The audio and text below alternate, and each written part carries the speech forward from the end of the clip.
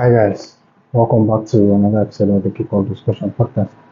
Well, England played a 1-1 draw with Denmark, and in this video, I'll be discussing that match and I will be focusing on their tactical formations and defensive strategies.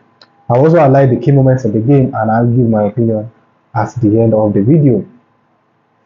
Well, England came out in a 4-2-3-1 shape, in 4-2-3-1 formation, and they remain unchanged from the side that beat Serbia 1-0 in their opening game. They maintained this shape when pressing high up the pitch. However, when defending, they will retract in the 4-4-2 shape or a 4-5-1 formation to limit the threats from Denmark. I would say that this tactical approach proved to be effective for England, as they were able to stifle Denmark's attacking play.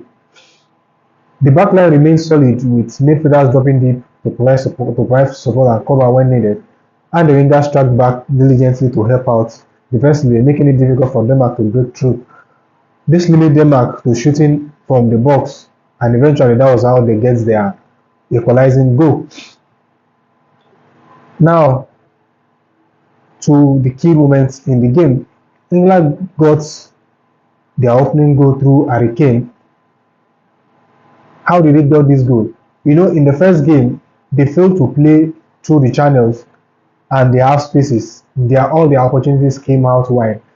That remained the same from some time in the game because they played so wide and they couldn't play in between the lines and in the half spaces and the channels. So this gives them a lot of problems. But this game, the England goal, Bellingham dropped it to receive the ball, and he played pass through the channel where he spotted the run of Kai Walker. Kai Walker picked this ball. I think Christensen would have defended the ball perfectly, but he was sluggish. He was trying to scan through where he wants to put the pass before Kai Walker took advantage of the situation. He picked the ball, he dropped the ball into the box. In the process of passing the ball, there was some kind of deflections before the ball fell into the path of Harry Kane, who put England in front. And the equalizing goal, the Denmark got their equalizing goal after Harry Kane gave the ball away in his own half. I think he would have played with the nearest man in that situation, but he decided to go long, and the ball wasn't a perfect one. So Jungmann picked the ball and he shoots from 30 yards out, and that was the equalizing goal for England.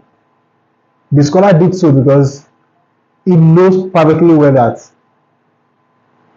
if he delayed a bit, England will retract into their defensive shape and it will be very, very difficult for him to score that goal. So he took the shots as soon as he saw that England were out of shape.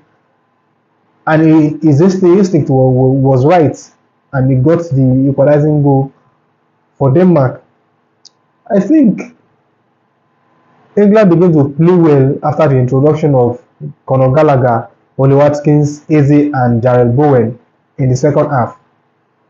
They were able to play in between the half space and the channels, and there were beautiful runs in behind the Denmark's back line, which they didn't do in the first half. And why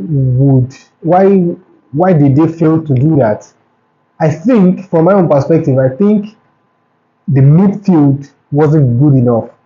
I don't know why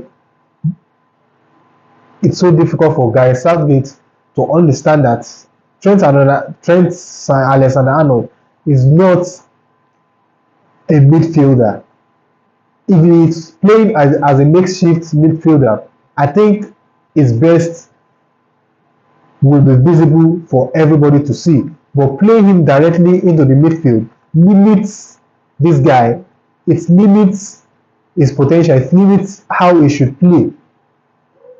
It limits how he should play because it was just so difficult. It was so difficult for Arnold to make good impact. Although he played some diagonal passes, which is why Gareth Southgate left him and put him in the midfield. However, what a proper midfielder could give a team, I don't think Arnold can give England that proper midfield qualities. Of course, they can play some diagonal passes, they can play long balls. That is fine. But the qualities of a midfielder is lacking. Is lacking, and Arnold is just lacking this midfielder instinct. His positional awareness wasn't good enough, so it cost England some kind of problem to play well in between the midfield. And when Conor Gallagher came in, that changed a bit. And when Eze and Jared Bowen and Eze and Watkins came in as well, things changed for England as well. They played in between the lines, and there were beautiful runs made by Watkins in between the Denmark's back line. So if Southgate couldn't see why he should not play Alexander Arnold in the midfield, I don't think England will go far in this competition, to be frank, because they struggled in the first game. Same thing happened in the second game as well. And if it continues like this, I'm sorry, I don't think England will go beyond the round of 16.